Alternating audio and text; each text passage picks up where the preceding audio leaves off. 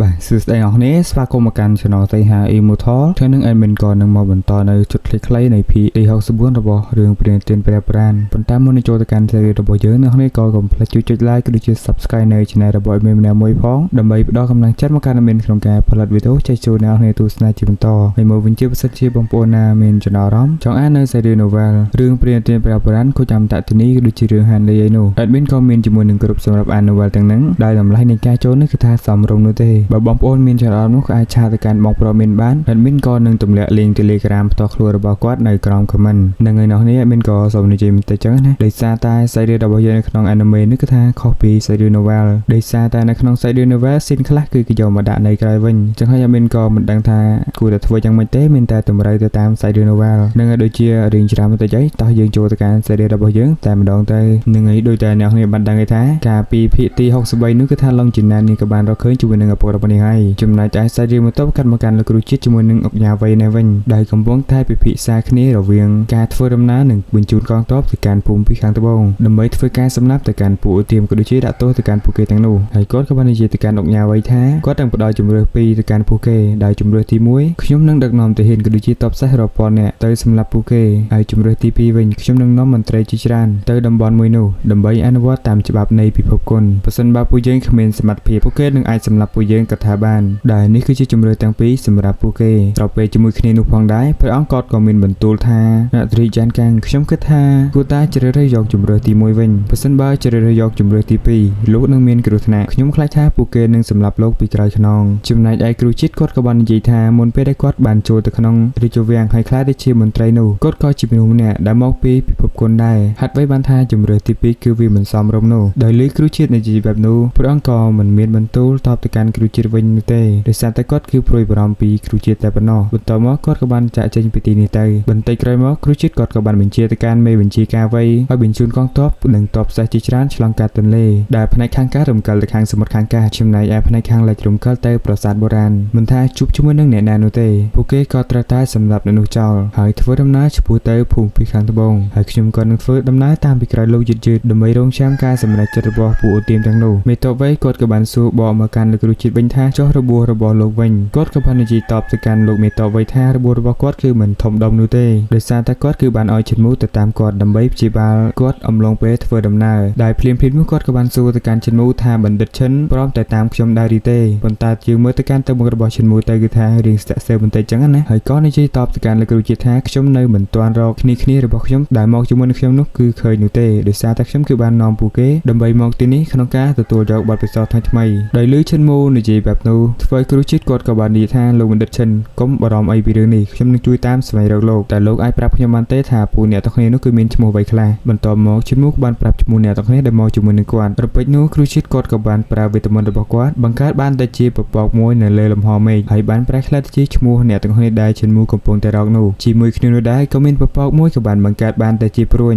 ដែលតម្រង់ទិសដៅទៅកាន់ឈិនមូភ្លាមនោះឡុងដាក៏ដូចជាកូនកញ្ជ្រងទូចនិងអ្នកទាំងគ្នាក៏បានរត់មកទីនេះបន្ទាប់ពីគេបានមកដល់កន្លែងឈិនមូហើយពួកគេក៏មានការផ្ទះផ្អើលចំពោះវត្តមានរបស់លោកគ្រូជាតិដោយសារតែលោកគ្រូជាតិគឺជាមនុស្សដែលខ្លាំងពូកែអញ្ចឹងណាបន្ទាប់មកឈិនមូក៏បានដកយកនៅទឹកមាត់សត្វស្តៀងពីពីដបចែកទៅកាន់អ្នកទាំងគ្នាដើម្បីឲ្យពួកគេយកទៅព្យាបាលរបួសនៅលើខ្លួនរបស់ពួកគេនៅពេលដែលពួកគេគឺបានព្យាបាលរបួសរួចនោះឈិនមូគេក៏បាននិយាយថាបេសកកម្មនៃការវឹកហាត់របស់ពួកយើងត្រូវបានផ្លាស់ប្ដូរខ្ញុំក៏នឹងទៅតាមលោកគ្រូជាតិទៅកាន់ព្រំដែនភូមិពីខាងត្បូងនិងនៅក្បែរលោកគ្រូជាតិដើម្បីព្យាបាលរបួសរបស់គាត់ដោយសារតែរបួសរបស់គាត់គឺមិនទាន់ជាស្បាយនៅឡើយនោះទេប្រសិនបើអ្នកទាំងគ្នាចង់ត្រឡប់ទៅវិញនោះអ្នកទាំងគ្នាក៏អាចត្រឡប់ទៅវិញមុនខ្ញុំបានដោយសារតែការធ្វើដំណើរមួយនេះគឺវាពិតជាមានគ្រោះថ្នាក់ខ្លាំងណាស់ដោយលឺឈិនមូនិយាយបែបនោះធ្វើគេក៏មានការសឹកទេបន្តិចចំណែកឯលោកគ្រូជាតិគាត់ក៏បាននិយាយថាខ្ញុំអាចផ្ដល់ការណែនាំទៅកាន់អ្នកទាំងគ្នាបានព្រមទាំងផ្ដល់បទពិសោធន៍ថ្មីៗនៅពេលដែលអ្នកទាំងគ្នាធ្វើដំណើរទៅជាមួយនឹងគាត់បន្ទាប់មកអ្នកទាំងគ្នាក៏បានឡើងទូកទៅជាមួយនឹងលោកគ្រូជាតិនឹងឯអ្នកទាំងគ្នានៅត្រង់ចំណុចនេះគឺគេនិយាយច្រើនខ្លាំងមែនតើប៉ុន្តែវិញគឺថាសង្ខេបយកឲ្យខ្លីខ្លាំងមែនតើអញ្ចឹងណាដោយសារតែត្រីឡាមួយនេះគឺអត់មានអាចដាក់ច្រើននោះទេបើសិនជាដាក់ច្រើនហ្នឹងគឺ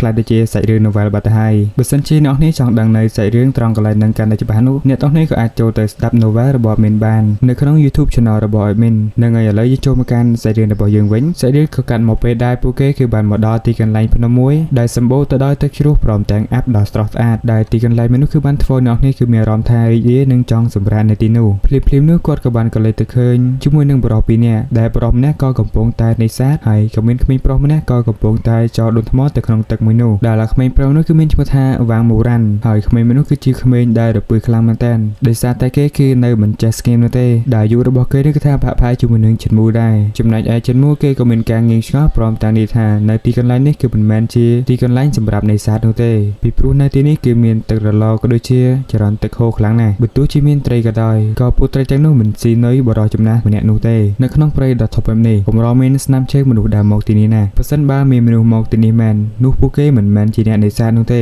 ទីនេះវាពិតជាចម្លែកខ្លាំងណាស់ចំណែកឯតសញ្ញាណបរិយចំណាស់នោះគឺពិតជាអត្តកម្មខ្លាំងណាស់ដែលកម្រិតនៃការវឹកហាត់របស់គាត់គឺមានកម្រិតស្មើនឹងបុព្វបុរសវ័យក្មេងរបស់យើងនៅពេលដែលចិនមូគឺបាននិយាយចប់ហើយនោះគ្រូជាតិក៏បានឲ្យអ្នកទាំងនេះគឺឡើងទៅលើភ្នំមុនដើម្បីស្វែងរកទីកន្លែងដែលមានសុវត្ថិភាពមុនពេលដែលគាត់គឺធ្វើការប្រយុទ្ធគ្នាជាមួយនឹងបរិយចំណាស់មែននោះបើសិនជាចិនមូឈរមើលនៅទីនេះនោះចិនមូក៏អាចត្រូវរងរបួសឬមួយក៏អាចស្លាប់ក៏ថាបានដែរចំណែកឯចិនមូគេមិនចាំយូរនោះទេក៏បានដឹកនាំអ្នកទាំងនេះឡើងទៅលើភ្នំឬអាឡិតវ៉ាងមូរ៉ាន់នឹងក៏បានឡើងទៅលើភ្នំដែរបន្ទាប់មកគេក៏បានងាកមើលមកក្រោមប៉ុន្តែមើលមិនច្បាស់នោះទេដោយសារតែអាប់នៅទីនេះគឺវាក្រាស់ខ្លាំងពេកគឺមិនអាចមើលឃើញលោកគ្រូជាតិគឺប្រយុទ្ធគ្នាជាមួយនឹងបរិយចំណាស់នោះទេប៉ុន្តែមួយសន្ទុះក្រោយមកគ្រូជាតិគាត់ក៏បានដើរឡើងមកលើដែលមានន័យថាបរិយចំណាស់នោះគឺបានចាញ់នៅក្រោមដៃរបស់លោកគ្រូជាតិព្រមទាំងបាត់បង់ជីវិតផងដែរនឹងរស់នេះនៅត្រង់ចំណុចនេះគឺថាឈុនមួននិងអាឡិតមូរ៉ាន់នឹងគឺថានិយាយគ្នាច្រើនមែនតើដោយសារតែមានគេបានកាត់ចោលជាច្រើនដើម្បីកុំឲ្យនីតិវែងខ្លាំងពេកចឹងណាពីព្រោះនេះគឺជាឈុតខ្លីតែប៉ុណ្ណោះបើសិនជាអ្នកនេះចង់ដឹងកាន់តែច្បាស់នោះអ្នកនេះក៏អាចទៅស្ដាប់នៅ